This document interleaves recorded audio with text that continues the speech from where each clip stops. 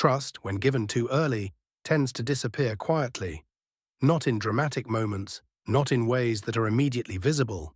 It erodes through small misjudgments, through assumptions that were never tested, through confidence placed in people who were never observed under pressure. And by the time the loss becomes clear, the decision that caused it is no longer recent.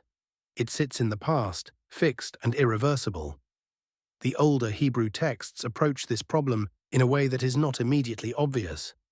They do not begin by warning against betrayal. They do not emphasize suspicion.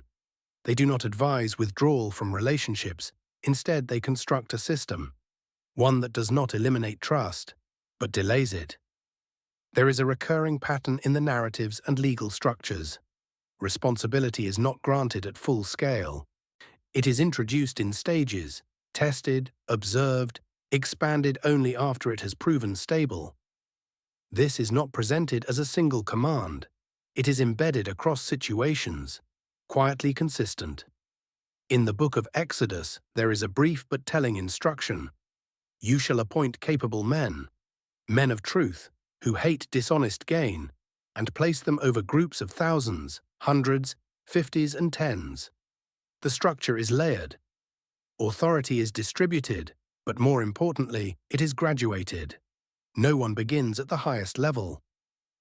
The assumption is clear. Capability is not declared. It is demonstrated over time, under conditions that reveal character. This is the first layer of the system. Small responsibility before large responsibility. But the pattern extends further. In the narrative of Joseph in Egypt, a similar structure appears. He is not placed in authority immediately. He begins in a household, given limited control, observed, then expanded, from servant to overseer, from prisoner to administrator, from administrator to governor. Each stage functions as a test, not formal, not announced, but real. The text does not describe these stages as evaluations, but their function is evident. Joseph is trusted more only after he is proven trustworthy in less. This sequence is deliberate. It prevents a specific type of error, the kind that occurs when trust is granted based on appearance, confidence, or immediate impression. In contrast, the Hebrew system introduces delay, observation, verification through action. This is where the economic logic begins to emerge. Because wealth, once accumulated, is rarely lost through external force alone.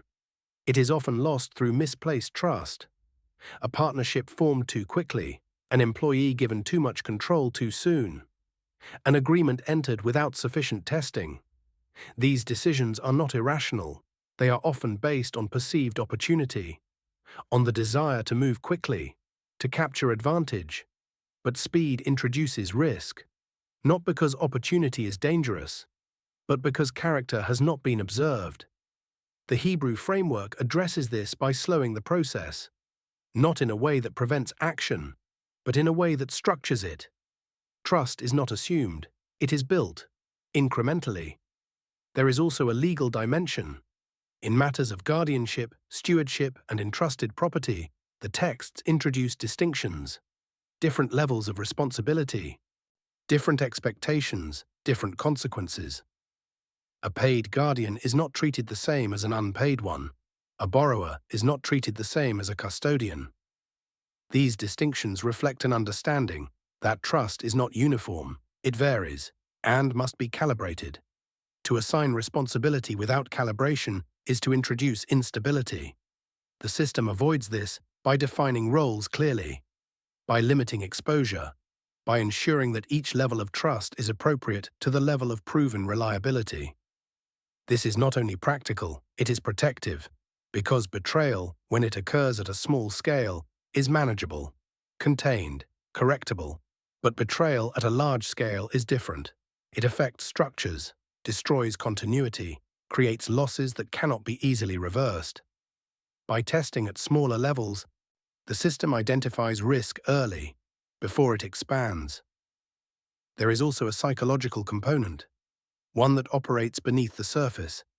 A man who is given responsibility gradually develops into it. He adapts, learns, adjusts his behavior to meet expectations. A man who is given too much too soon may not.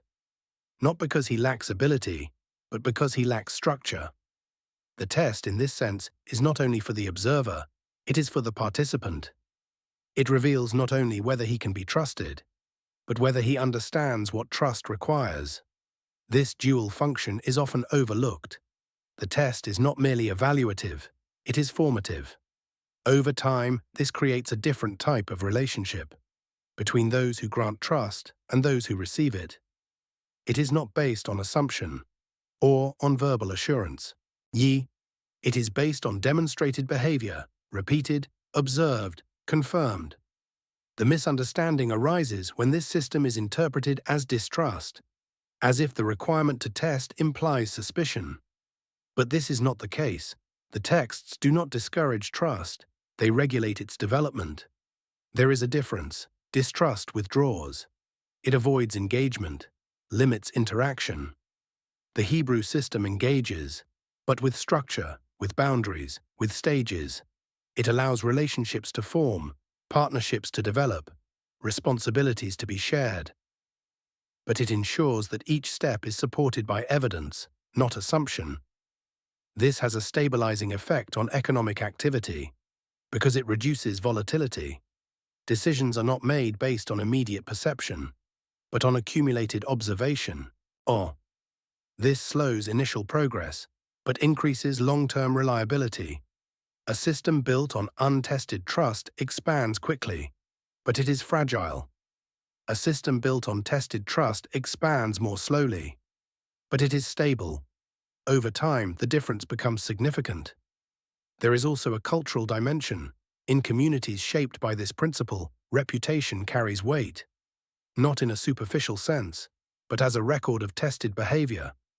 A man known to have handled small responsibilities well is considered for larger ones, not because of status, but because of evidence. This creates continuity, predictability.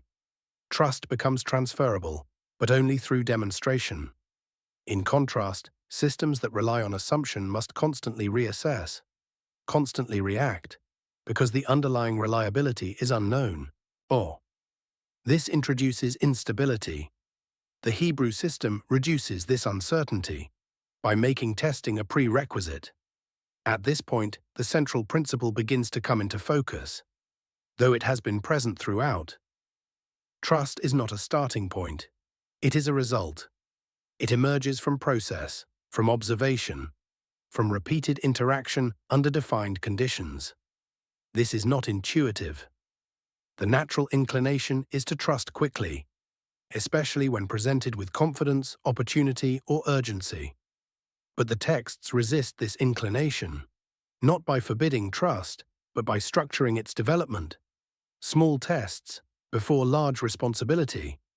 This sequence appears simple, but its implications are extensive. It affects hiring, partnership, delegation, investment. In each case, the same pattern applies. Do not begin at full scale. Begin at a level where failure is manageable. Observe, adjust, then expand. This approach does not eliminate risk. Nothing does. But it contains it. It ensures that when trust is extended fully, it rests on something more than assumption. There is also an element of patience.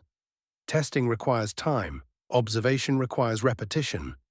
In a culture that values speed, this can appear inefficient. But the system is not designed for immediate gain. It is designed for continuity.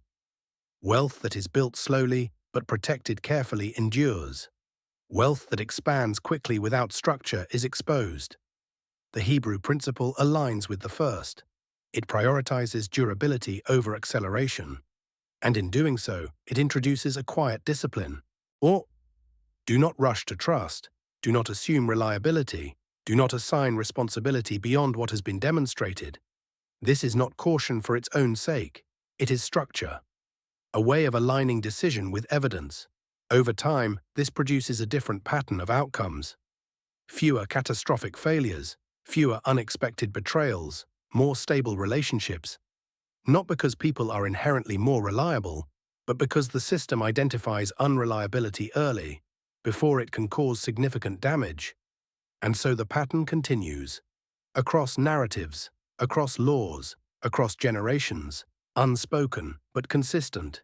Test first, then trust, not as a rule imposed from outside, but as a principle that emerges from observation. And in that principle, something is preserved, quietly, consistently, or not only wealth, but the structure that allows it to endure.